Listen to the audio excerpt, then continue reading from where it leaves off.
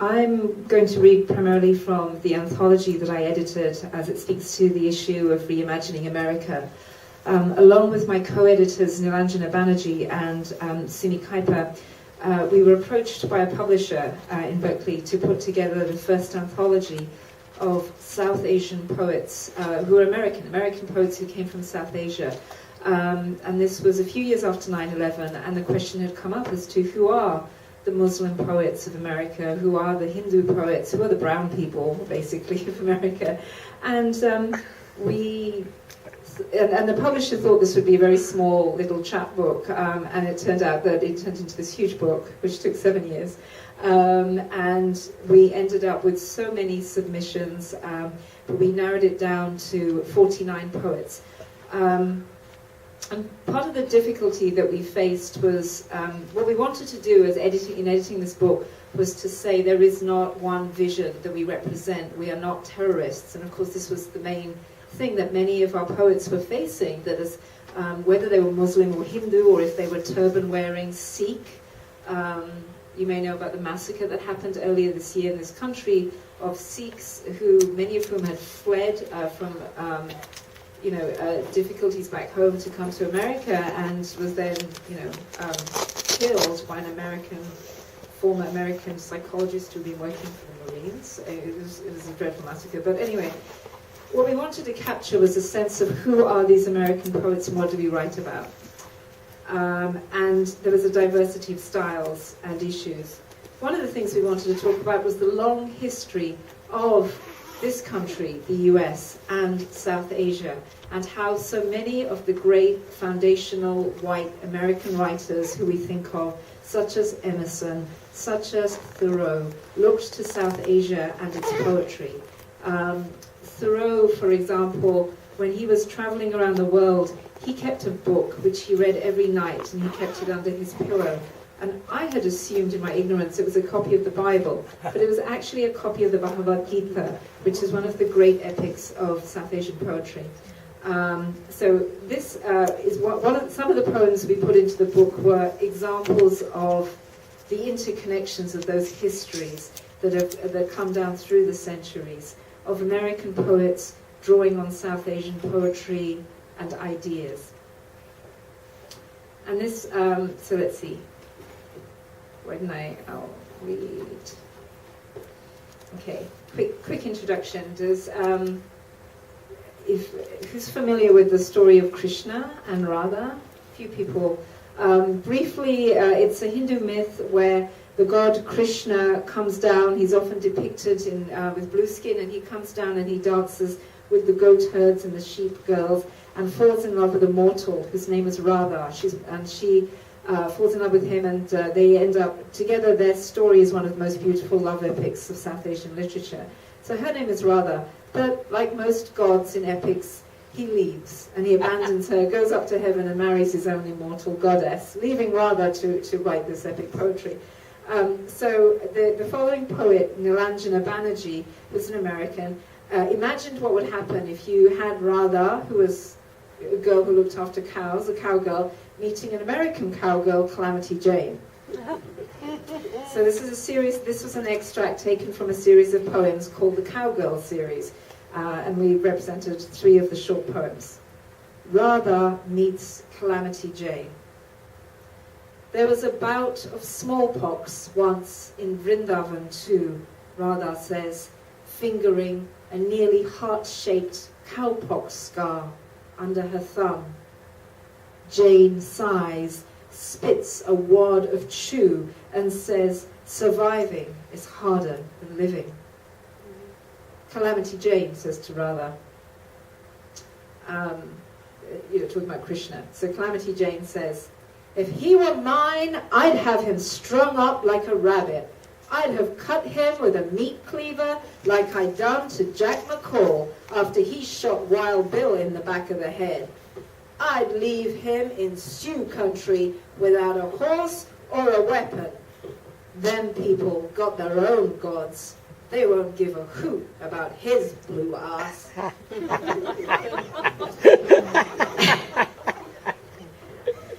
A quiet moment with Calamity Jane and Radha. and it describes an Indian bread called chapati, which you make with your hands. Chapatis make a flapping sound against Radha's palms. Her bangles tinkle like cowbells. Jane sets her boots heavily on the porch railing, swills her whiskey in a glass.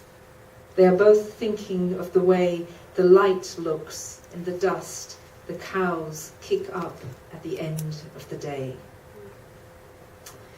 Going on to the connections between the continents of South Asia, and when we defined South Asia, it's a continent that has shifting boundaries. We decided to include the countries of the Maldives, Bangladesh, India, Pakistan, Sri Lanka, and Nepal. Sometimes those boundaries are a little different. We sometimes include other countries.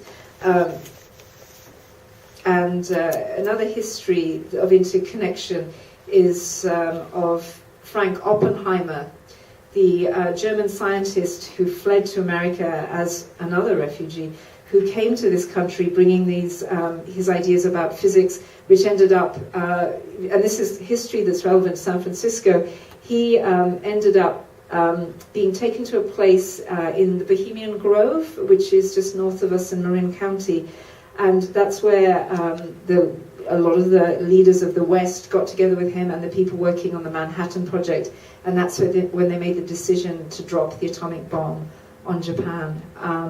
And Frank Oppenheimer, when he saw the devastation of how his work had been used, ended up quoting the Hindu epic, the Bhagavad Gita, when he said, "Brighter than 1,000 suns, I am become death, destroyer of the worlds." And he became a lifelong pacifist after that. You can see videos on the YouTube where he quotes that. But anyway, this is a poet, Maya Koshla, who actually is one of the poets living in the Bay Area. And she's an award-winning poet, has won the Dorothy Brunsman Poetry Prize amongst many others. And her poem is called Oppenheimer Quotes the Bhagavad Gita. And I think I'm supposed to... Can you hear me? I think I'm supposed to stand back from the mic. Okay. And it's in the voice of Oppenheimer. I want to walk this new land. Twisted iron, fine, cream-colored dust covers everything. The slippers I slip into.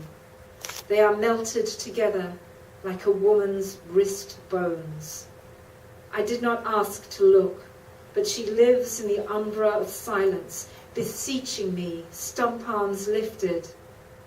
It has been years since the night-clad car pulled up alongside my stride. I was barefoot, a refugee with physics under one arm. I was escorted to where tall redwoods spoke with their 1,000-year breath. I wanted to listen to their story of quiet moisture and verve. But human voices swelled in crescendo, begging me for molecular secrets, for the white heat of light. The redwoods swayed, turned skyward as I do now. Rain pelts, fast and gritty, turns ashen. Around me, faces, wet faces, so tranquil I could swear it isn't blood, but just sleep dripping from their mouths. And now wind, my upturned umbrella, ribs displaying themselves, open, captive, under thick cloud jaws. Brighter than 1,000 suns, I am become death, destroyer of the worlds. I find water, drink. It lights up a fiery eye, scorching sleep. A couple more things about this book. We had a lot of pressure from publishers. Our original publisher went bankrupt, an old story, I think. And we actually got approached by many university presses and different publishing houses, all of whom had ideas for this book. And some of the contracts we were offered were quite interesting in themselves. So we made it very clear that these were 49 American poets. some of the university presses said they would take the manuscript on the condition that we separated people according to their geographical region, meaning not Arkansas, which is how we interpreted it, in California, but they wanted to know where these people's bloodlines came from, and they wanted to partition the manuscript, which I thought was an interesting use of the word, into Pakistan, poets whose ancestors had come from Pakistan, poets whose ancestors had come from India, and we pointed out that these countries had only existed for a certain number of decades.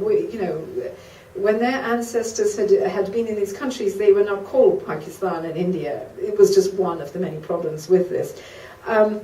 We were also, another publisher asked us to separate the poems according to, well, basically, now they did not use this phrase, but we paraphrased it as curry and Kama Sutra poems. Because the publishers did say, well, you people tend to write about food and sex so well, and mythology, so it would be wonderful. Yoga, you do yoga. So if you could separate the manuscript in this way, that would be wonderful. Another very prestigious publisher suggested we have an appendix at the back which would index lines such as yoga, poems 1, 15, and 31, poems about war, 15, 16, and 21, etc. So luckily we ended up with, we found the University of Arkansas Press, who have published such poets as Billy Collins and Naomi Shihab, who said to us, we will take the manuscript as it is. And what we wanted to do was keep each poet have their own section. We gave them a short biography. We tried to pick a diversity of range of the different poems that represented each poet. And then, importantly, we asked them, you self-identify. We won't create a partition for you. Please choose how you define yourself. And some of the poets said, simply stated, I'm an American. Some stated which state they had come from. And there were many, one bookseller told us that, these statements, these 49 statements in themselves could be a little book because they're 49 completely different answers to that question. So, for example, Jeet Thayil said, I am a Malayali Hong Konger, a Bombay man and New Yorker, not an American. And my nation is the Republic of English. But we decided to start the book with a quote from the poet Ralph Nazareth, who's in this book, who mentions his many heritages. He says, a Mangalorean Catholic, I pray in Konkani, count in Kannada, swear in Tulu, sing in Hindi, write in English, and dream in American. I'll read one poem of my own. And this is, I hope, maybe will lead us to some of the things we're going to discuss later on. And it's a question of what is this country? How do we imagine it and reimagine it?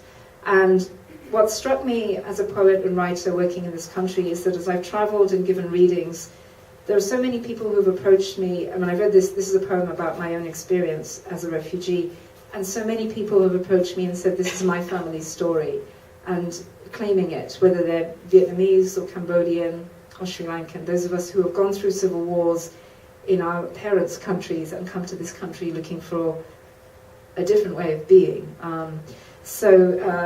This poem is an older poem of mine, and it's called Language Like Birds, and it's about that desire to, when you see someone who looks like someone who may come from your family and from that other country, you want to talk to them, and you see the stranger in the street, but if you've lived through a civil war, you realize that trying to approach them becomes very difficult because they may have come from the other side of the civil war. They may have a different allegiance, a different history. They may not welcome your being nice, talking to them. And so there's lots of problems that happen. And so this desire to speak, the language gets corroded. And for a writer, I think that's a really difficult thing to try and deal with, this fact that you cannot speak. So this poem is called Language Like Birds. It is Paris, Berlin, New York. It is any one of countless cities, any one of endless lands in which we find ourselves, our careless hurrying through crowds cut short, silenced in one moment by the sight of teeth and hands and jaw, by the familiarity of bone. These are the faces that reflect our own, the eyes of exiles that will search and search again for patterns in the skin, kinship in the bones, history in the handshape of strangers. But we have no words to express our loss, no tools to measure out the length of our leaving. Fleeing before the wall's black howl, we left behind language, words too heavy a burden to carry. Destiny, family, fate. These are the words that remain when we find each other in foreign lands, when we break open each word of our language to share, to savor, to set free. We open our throats and language like birds bursts from our lips, words exploding across city streets, brief as the violence of gunfire.